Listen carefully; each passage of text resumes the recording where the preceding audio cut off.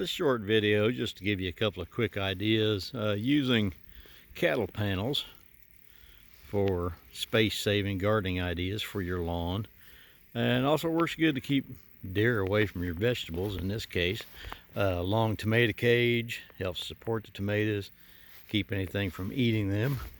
Another idea is to make an arched arbor by bending these panels a little bit and then arching them. You can put a planter beneath them. In this case, I've got some deer ravaged cucumbers trying to vine up the sides, some tomatoes beneath.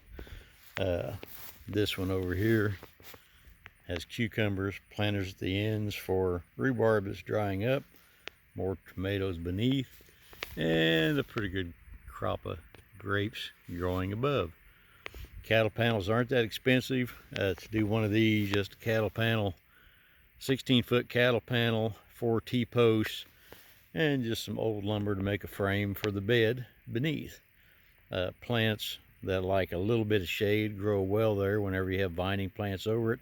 Cucumbers work good because you can pick them like apples when they get big.